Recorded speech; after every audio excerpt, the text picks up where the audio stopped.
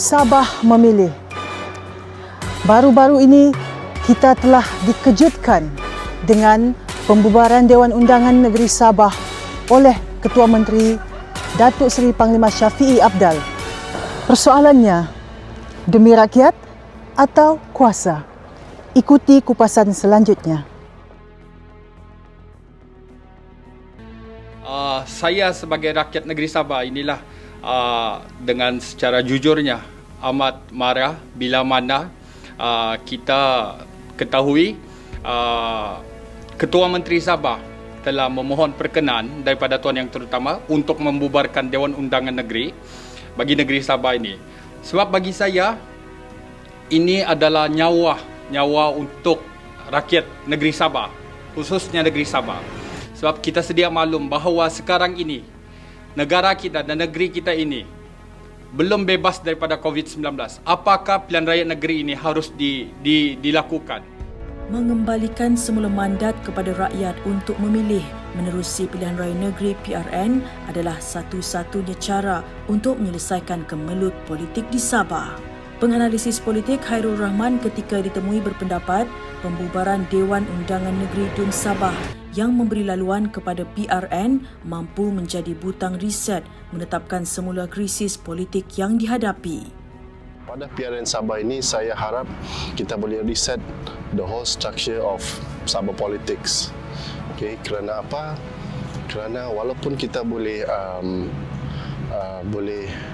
bahaskan bagaimana kita boleh tiba di PRN Sabah, tetapi perkara itu telah sampai kepada mahkamah. Jadi kita biarkan proses undang-undang mengambil tempatnya. Tapi pada saya akhirnya PRN Sabah ini adalah peluang terbaik untuk kita reset the landscape of Sabah politics. Salah satunya ialah kita boleh mengacu manifesto-manifesto parti atau individu yang bertanding lebih kepada kehendak dan kepentingan rakyat Sabah itu sendiri. Tidak lagi dibayangi oleh manifesto-manifesto peringkat persekutuan. Okay. Dia juga kedua, kita boleh nasib dan masa depan orang Sabah itu kita boleh ambil balik dan meletakkan ia kepada tangan-tangan orang-orang Sabah. Kerana seperti Sarawak, mereka mempunyai pilihan raya sendiri, negeri sendiri. Begitu juga Sabah. Kita perlukan meletakkan nasib dan masa depan orang Sabah itu sendiri dengan pilihan raya yang sendiri.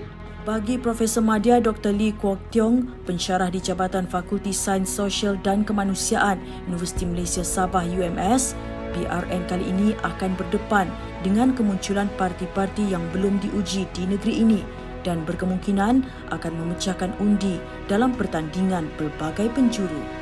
Okay, secara prinsipnya, pilihan raya semula ini merupakan alternatif terbaik, iaitu mengembalikan mandat semula kepada rakyat untuk memilih. Tetapi mengambil kira negara kita sedang berdepan dengan pandemik COVID-19, sebenarnya dia boleh dielakkan jika kita bandingkan dengan apa yang berlaku pada 12 Mei 2018. Okay? Kita buat perbandingan di antara 30 Julai dengan 12 Mei 2018. Begitupun sebenarnya pilihan raya negeri ini tidak semestinya mampu menyelesaikan pergolakan ataupun kemelut politik di Sabah. Okay? Sekiranya jumlah kerusi yang dimenangi oleh kedua pihak yang bersaing ini adalah lebih kurang sama, okay? Seperti keputusan G14 yang lepas. Okay? So kita kena pastikan bahawa parti yang menang itu akan mendapat majoriti kerusi. Pergolakan politik di Sabah ini tidak akan berakhir sekiranya jumlah kerusi yang diperoleh oleh parti-parti yang bertanding ini lebih kurang sama. Okay? So terpulang kepada rakyat untuk memilih, okay, untuk memastikan bahawa salah satu pihak mendapat majoriti yang jauh lebih besar agar pergolakan politik ini dapat dihentikan.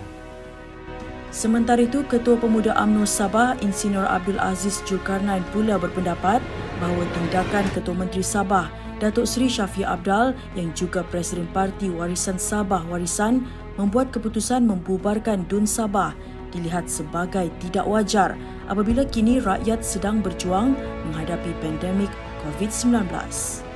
Kita melihat bahawa kerajaan negeri Sabah apabila melibatkan keputusan tentang Perintah Kawalan Pergerakan selalu berbeza dengan keputusan yang dibuat oleh Kerajaan Persekutuan.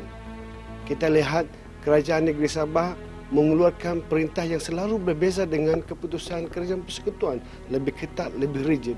Contohnya, apabila beliau menutup operasi ladang-ladang kelapa sawit, ramai peniaga-peniaga, pengusaha-pengusaha kelapa sawit marah dan mengecam tindakan kerajaan negeri Sabah, terutama Ketua Menteri. Tetapi dijawab oleh Ketua Menteri bahawa duit boleh dicari, nyawa rakyat tidak boleh dicari. Dan seolah-olah dia mempertonjolkan diri dia seorang pemimpin yang menyayangi, yang melebihkan nyawa rakyat berbanding kewangan atau ekonomi. Dia mempertonjolkan kepada rakyat bahawa beliau seorang pemimpin yang menyayangi rakyat, cenderung prihatin kepada rakyat. Tetapi apabila melibatkan kuasa dan pangkat beliau untuk mempertahankan pangkatnya, kuasanya sebagai Ketua Menteri, dia mempertaruhkan nyawa rakyat Sabah. Ini kita boleh lihat pada 30 Julai apabila beliau mengumumkan pembubaran Dewan Undangan Negeri.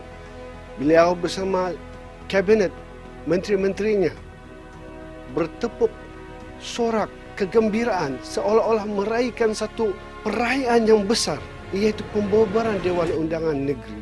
Seolah-olah mereka terlalu gembira dengan pembubaran Dewan Undangan Negeri ini. Tetapi mereka lupa bahawa rakyat sedang bergelut dengan ketakutan, paranoia dengan wabak pandemik membunuh seperti COVID-19. Mereka lupa kepada rakyat. Antara kuasa dan pangkat dan nyawa rakyat, mereka lebih memilih mengutamakan kuasa dan pangkat, sehingga itulah berlakunya pembubaran Dewan Undangan Negeri Sabah. Antara rakyat dan kuasa, warisan lebih mengutamakan kuasa dan pangkat. PRN Sabah pada kali ini amat penting untuk kita menentukan nasib rakyat negeri ini. Kegagalan memilih sebuah kerajaan yang stabil akan menyebabkan krisis politik ini berpanjangan dan merencatkan ekonomi. Ayuh anak Sabah, gunakan kuasa undi anda dengan bijaksana. Saya Nurfaz, Suara TV.